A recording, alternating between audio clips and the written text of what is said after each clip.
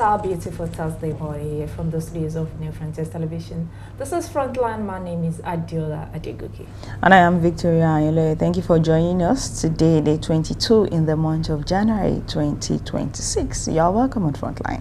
Yes, today on Frontline, you know, we have a lot lined up for you, starting from the trends for the day, and of course, we'll go to the newspaper review segment, after which we'll take a news update and a discussion segment the pen where we will be discussing the federal government and the HASU arrangement the HASU agreement that was signed last week Wednesday with a senior researcher from the University of Ibadan. You want to stay tuned on the show this morning to engage with that conversation.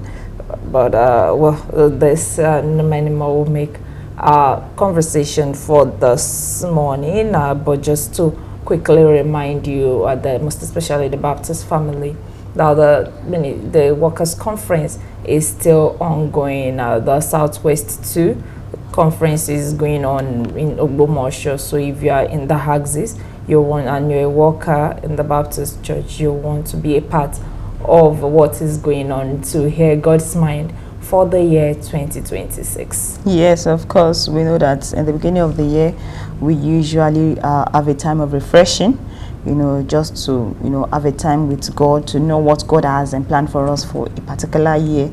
And of course, every year, the Baptist denomination has actually deemed fit to ensure that it's not only different churches or associations or conferences, that try as much as possible to organize retreats for their workers. Also, the convention has made it, a beautiful program. Has made a beautiful program out of it that every church worker. And for those people that have actually been going, I've had an encounter with 2-3 people, and they've been saying, especially from our region, they've been saying it's actually enriching. That's actually if we should look at it, no one should actually miss, these programs, because they are actually power-packed. These are programs that will help us, scale through the year what God has in mind for each and every one of us. And I'm actually expecting that, for workers that are actually opportune to attend this workers retreat, they should not just audit the information to themselves. When they get back to maybe their various departmental groups, they should try as much as possible to dish these words out to their members so that everybody will be beneficiaries of this particular workers retreat. But we are saying that for those people that are actually around, please and please, if you are available, try as much as possible, to attend the workers retreat, and trust me, you're not going to regret. Yes, be a part of what is going on at the Nigeria Baptist Convention. Okay, let's take a short break now, and when we return, we'll begin with our trends for this morning. Do stay with us.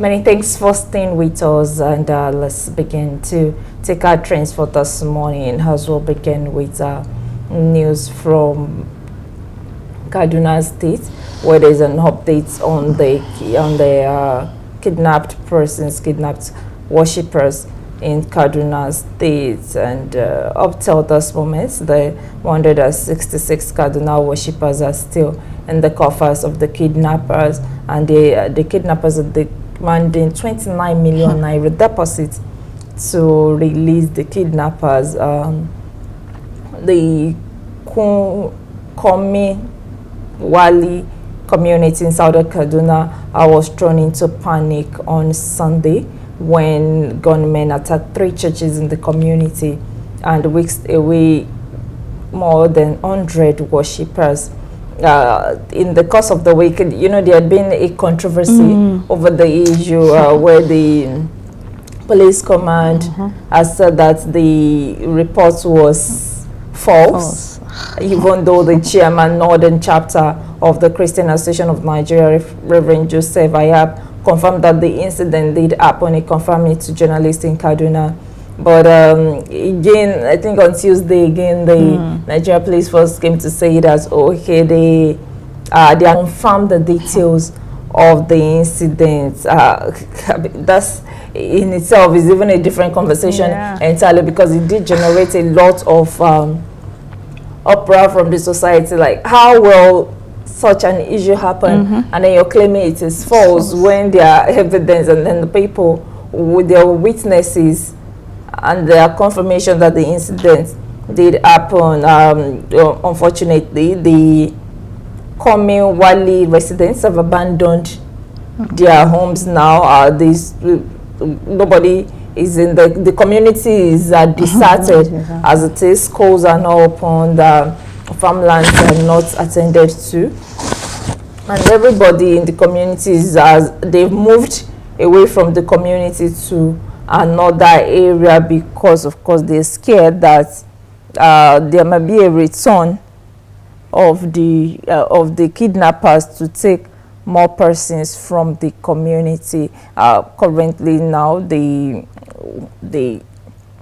issue is still being tended to, and we're expecting that the Nigerian police force would act immediately and rescue the victims, just like a lot of concerned persons have noted that there should be a public apology to the community, to the Christian community also, and then that they should facilitate the immediate rescue of victims in the state. A lot of bodies have responded. The Arewa Consultative Forum, the national body of CAN, the Southern Kaduna People's Union, Pentecostal Fellowship of Nigeria, the Evangelical Church who were kidnapped also. So they are calling on the Inspector General of Police to swing into action, firstly demanding that the police force in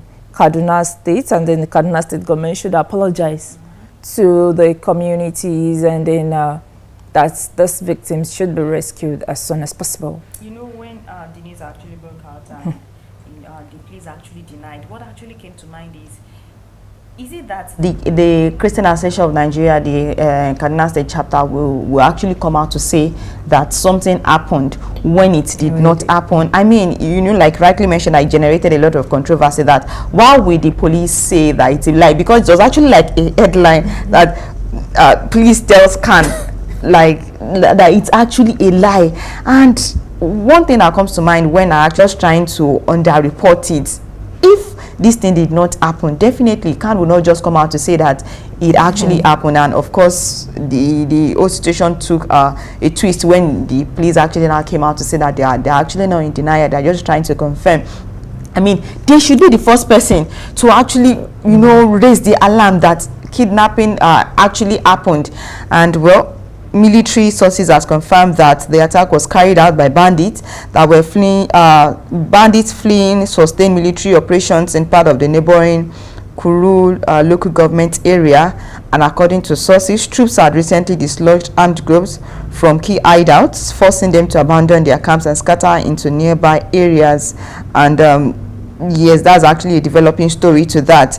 And well, it is expected that these 177 worshippers, I mean 11 people have actually left, 6 people left, but it's expected that, you know, the Kaduna State government, I think their own security outfit is Adinkai. Yes, and you know, there should be like just a collective effort to ensure that, you know, there is they try as much as possible to rescue these people.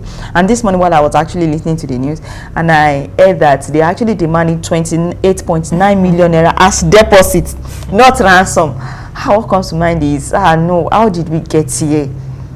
That, you know, we now start negotiating. I think it was last week or 2 weeks ago that a particular, I think it was last week, a particular state government actually marked 300 million naira, you know, for payment of ransom.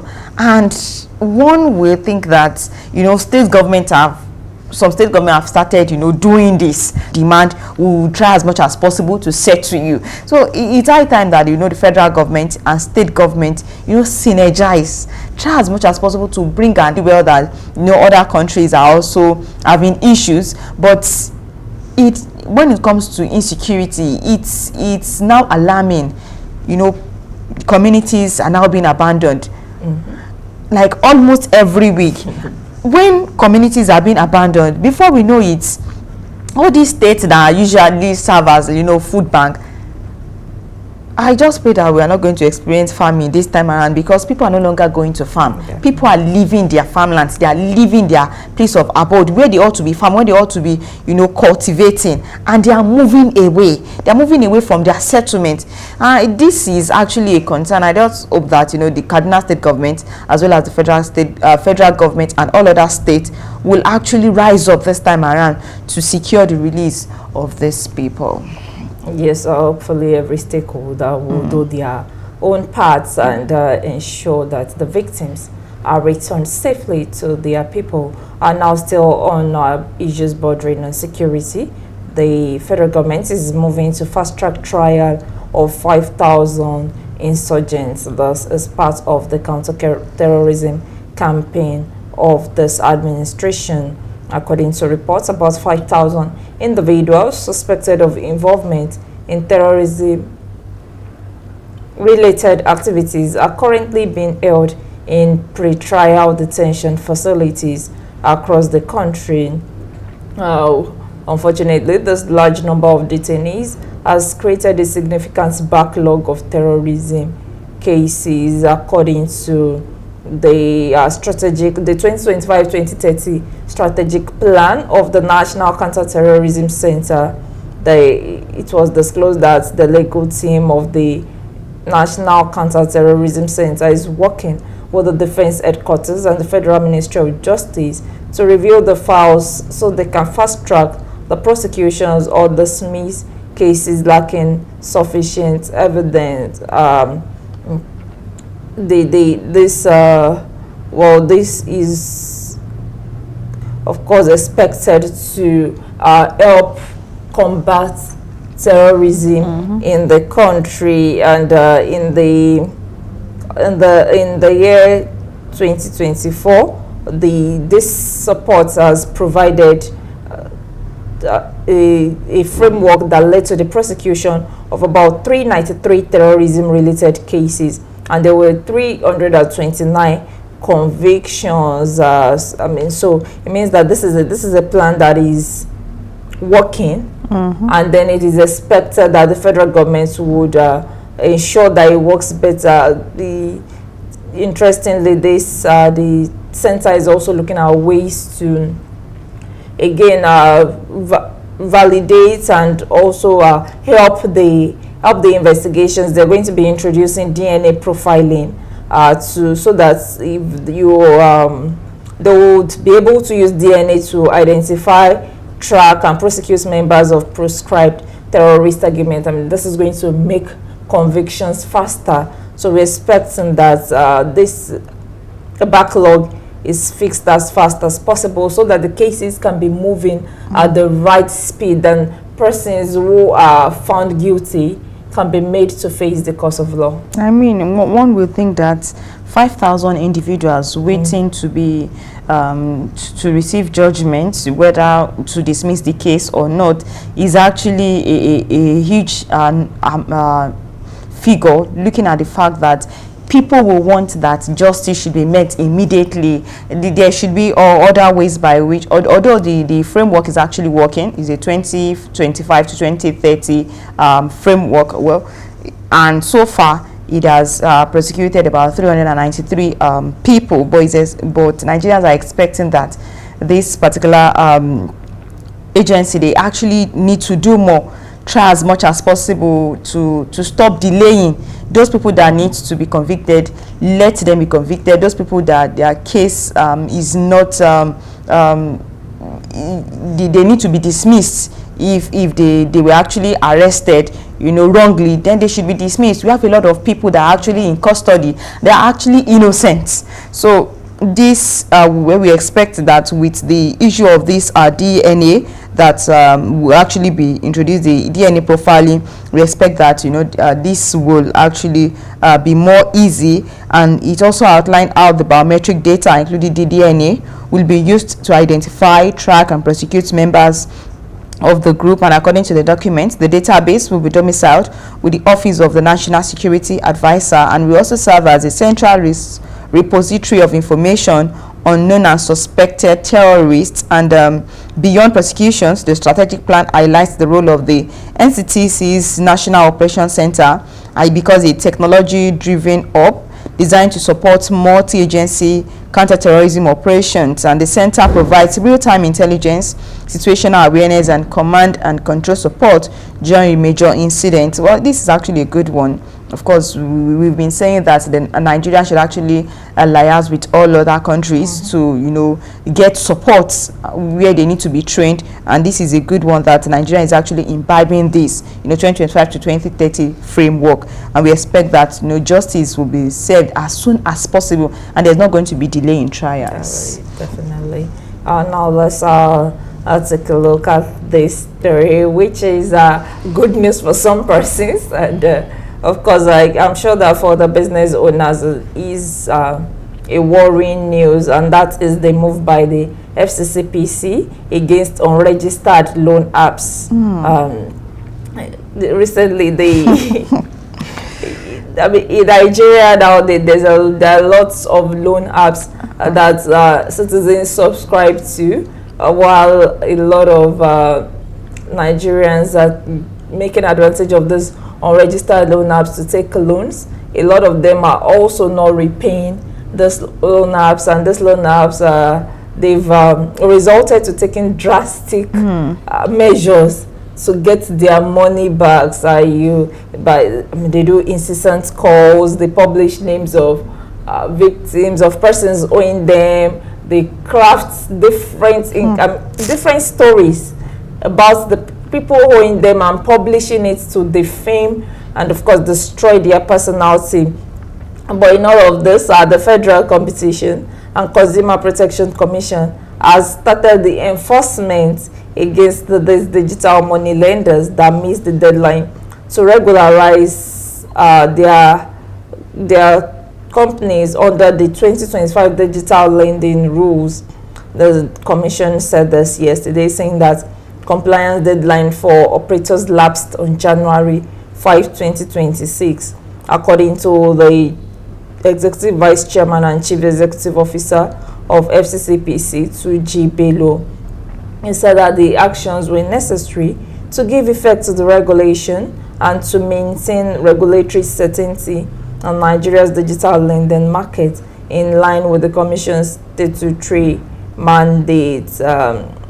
As part of measures to enforce this, the Commission has withdrawn the constitutionally approved status previously granted to certain DML operators that did not complete the regularization process within the transactional period. I think for me the good news about this is that at least there will be a reduction in all of those digital lenders, because even for you who don't want to borrow, they keep calling you, and then all of these ads just keep popping up, and then you get strange messages asking you to come take a loan. You're not requesting, they are practically asking you to come take a loan for God knows what. And if you actually sometimes some people actually fall into they became a prey, because maybe we're trying to press something on their phone, they might just press OK, and before you know it, because someone has actually said it before that, and it was actually credited, and looking at the interest rates, it is actually outrageous. No. And I feel that the reason why most people or most borrowers could not pay back is because of the interests. I mean, if someone should take a loan, it's expected that you pay back. But no, I've had to deal with a lot of cases, and people are like, it's as if like they've actually placed like a cost that you cannot pay back, you cannot repay the money. Because, and the funny thing is, if you don't pay back, they keep increasing, you know, a particular percent, and before you know it, a month you see that it has even like doubled the amount of money that you actually borrowed. Well, like Adela rightly mentioned, the good thing is there's going to be a reduction, there will be sanity, you know, and you stop receiving calls. Please, we are calling from this and this and this, you have something coupon, come on. Like, it's actually annoying. Well, consequently, according to the notice signed by its director, the corporate affairs, Onodaje Ijagu, noted that such operators that fail to meet with the January 5, 2026 deadline, that they have been removed from the FCCPC's published register of approved digital lenders pending compliance with applicable regulatory requirements. And Bello noted that the FCCP's published register serves as an important consumer information tool. The Commission also commenced structured engagement with relevant application hosting platforms and payment service providers consistent with its statutory functions as part of ongoing enforcement and compliance monitoring activities. I mean, the reason, according to FCCP, the reason why they are doing this is just to, you know, monitor and to know the number of your online loan apps or payment services that we have, just to like serve like a guide. You try as much as possible to monitor them. And I feel that if there is actually a particular commission that monitors, that sanctions, then they will be doing a lot of things that they're actually doing to, you know, people that are unable to, you know, pay back the loan that they borrowed. Now, moving away from that to another story that I mean, I feel like we see this every year. So maybe this is the last, and this is going to be the final discussion to this issue, and that is the HND dichotomy. The federal government again is set to scrap HND dichotomy and empower polytechnics to award degree. According to reports, the federal government has announced plans to abolish the long-standing higher national diploma in technical and vocational education as a driver of national development. The Minister of Education, Dr. Tunji Alausa, disclosed this in Abuja yesterday while addressing a high-level retreat of Council with chairmen, commissioners of education, directors, registrars, and BOSA. He said that the move is a landmark policy shift, and it will end the decades of discrimination against polytechnic graduates and elevates polytechnics into center of excellence within Nigeria's higher education system. Like I mentioned, that this is not, honestly, this is not the first time that it's been said that we're going to scrap the dichotomy between HND and BSc, and then that universities, the HND will be equivalent to degrees, but up till this moment, it's still a conversation that keeps coming up over and over again. Well, I feel that Nigerians are actually looking forward to that time whereby it's not going to be words alone, but it will be backed with action. Until we see the implementation, the Nigerians actually believe that yes, this can actually be solved. But if it is just, you know, mere words and you know, paperwork, and there is nothing to back it up, you know, because over the years there have been promises. You know, even last year I think it came out like 2 or 3 times, and this is January, we started seeing it again. But until it get to that point whereby we actually say that the HND is actually equivalent to the degree is actually equivalent to that of the one you get when you go to a university, then Nigerians will be able to see that okay, the Ministry of Education is actually serious. But I feel that the Minister of Education are looking at some of the policies, some of the things that is actually been doing. Maybe this one will be able to solve, and I for one believe that if this is actually solved, then for those people that actually went to polytechnics, they won't have to go back to the university to actually get a PGD, you know, to at least their certificate, the certificate they actually earned, while studying at the polytechnic will actually mean a lot to them. They won't have to go to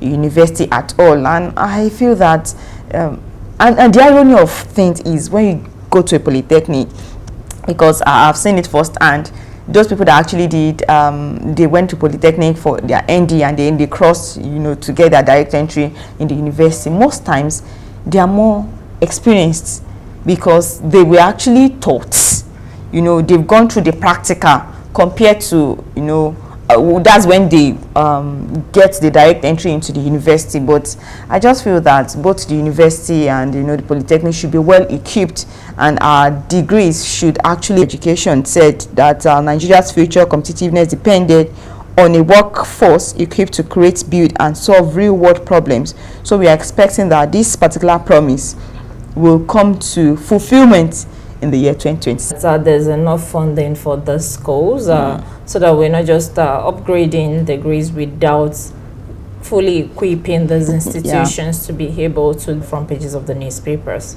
Just stay with us.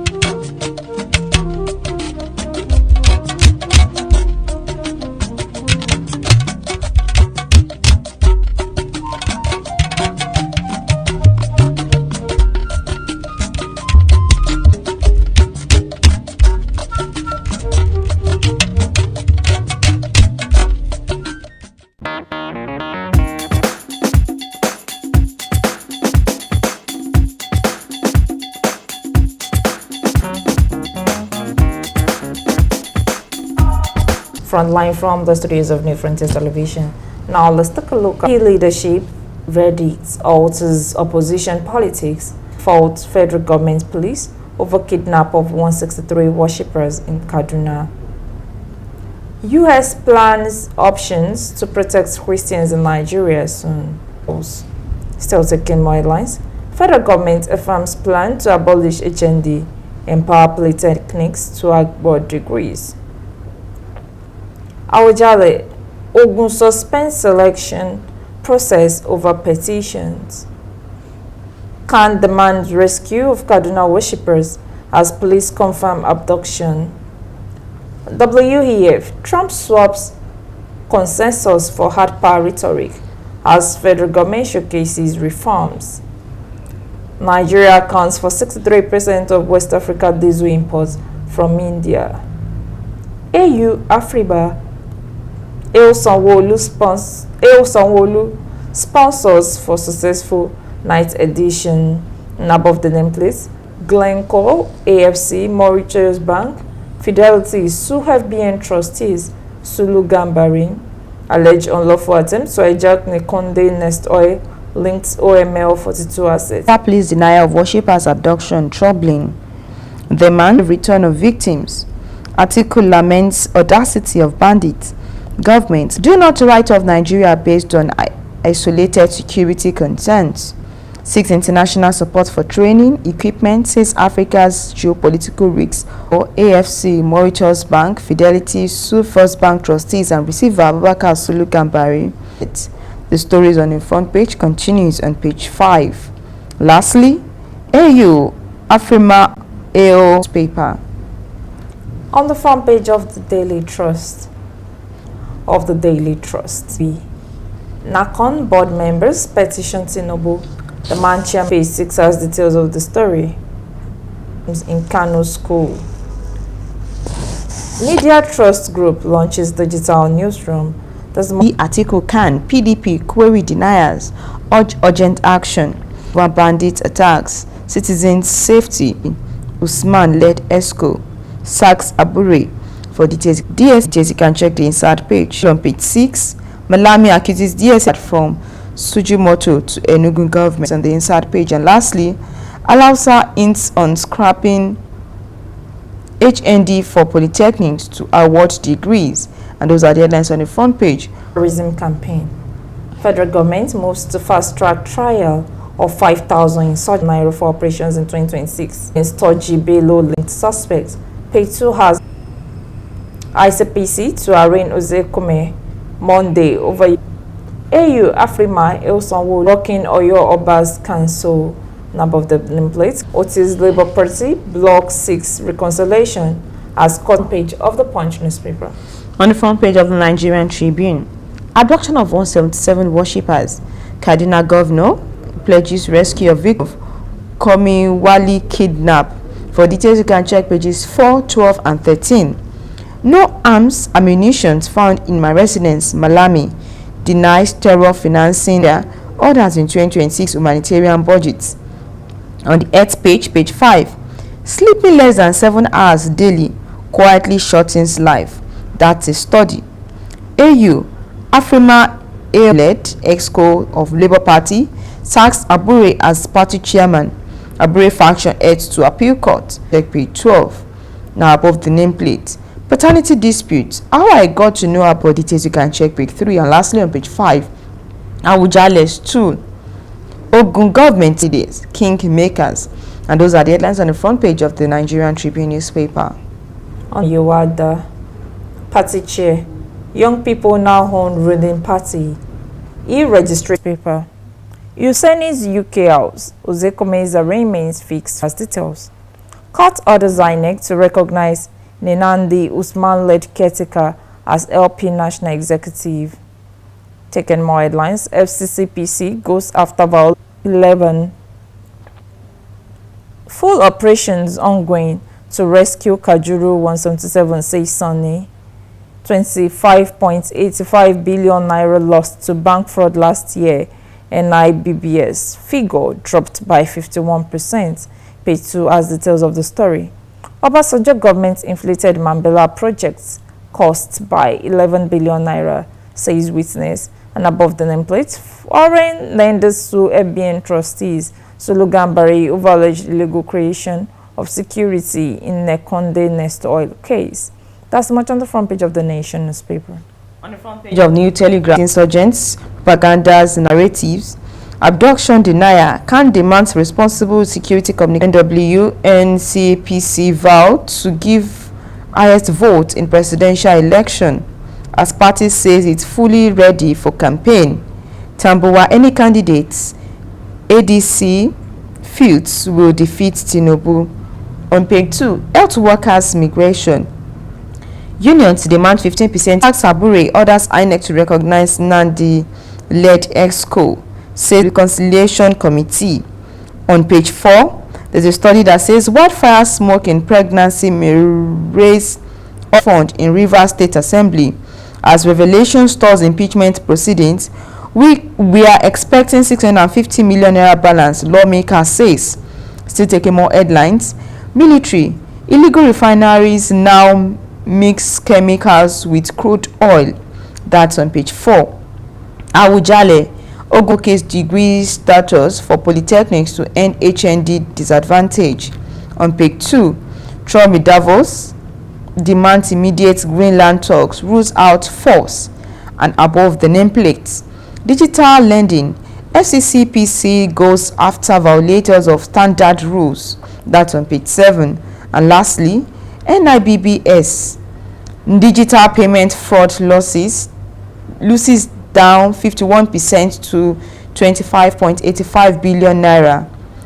CBN, BVN, NRN integration reducing menace. The front page, the story is on the front page, and it continues on the inside page. Those are the headlines on the front page on New Telegraph newspaper. On the front page of Daily Sun, Kaduna church abduction. Kidnappers contact victims' families. Demand 17 motorcycles to free 177 abductees.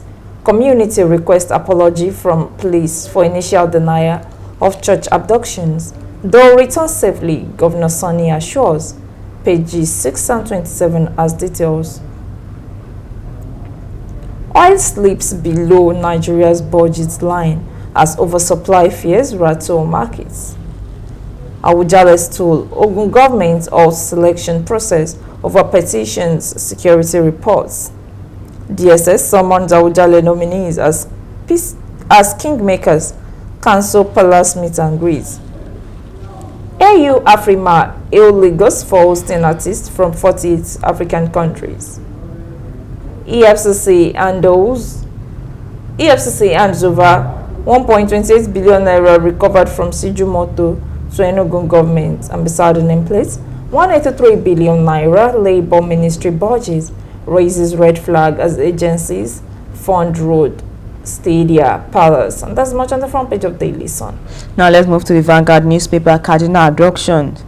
Rescue victims now. ACF, CAN, Sokapo, ECWA orders tell federal government.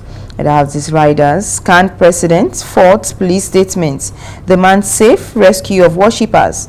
Governor Sani proactive despite conflicting reports, Sokapo says.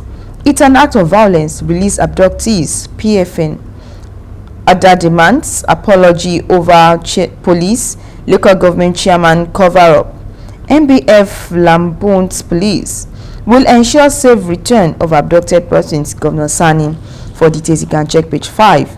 On page 10, while we suspended Awujale selection process, Ogun 5, bandits always renege on peace deals.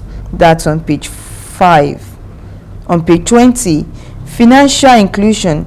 Nigeria still behind target, CBN says.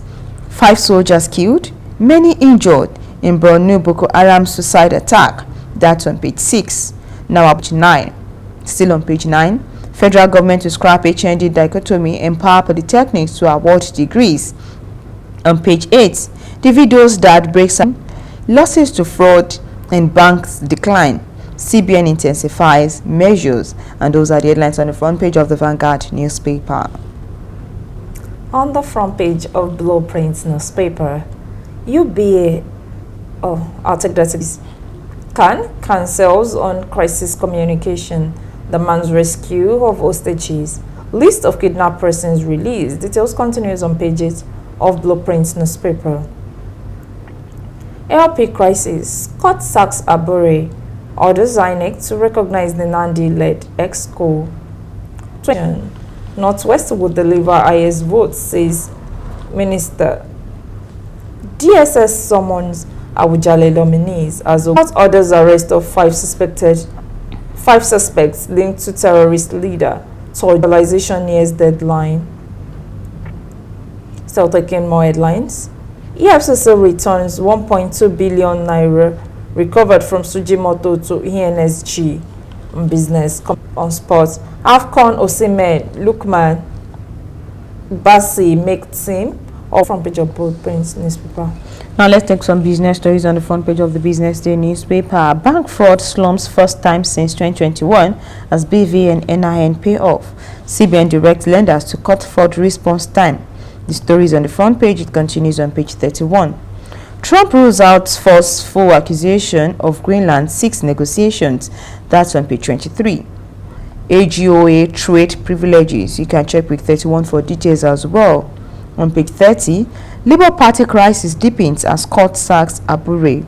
And of course, we have the Business Day monitor right in front of the Business Day newspaper for this morning, and those are the headlines on the front page of the Business Day newspaper. On the front page of Punch Sport Extra for this morning, Victor Vanquish Olise blames Osimhen outburst for Eagles AFCON defeat, and details of the stories on page 6 of Punch Sport Extra. United meets Barca over Rashford return. Joshua won't want Paul confidence of £65 million Watson deal. That stories on page 5. Arsenal, Chelsea ready for €90 million Gula bids. CAF finds Algeria, suspends player after Nigeria. Page 6 of Punch Sport Extra has details of the story. Osimhen, Lukman Bassi make AFCON best 11. Ndidi Iwobi orders wants Chelsea to keep Eagles job. Napoli keen on Lukman transfer. Eleni Kena breaks Kano's UCL record. Ajayi out for 2 months. AFCON reps not up to standard, says Henry.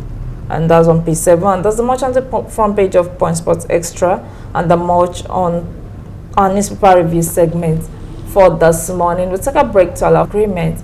Do stay with us.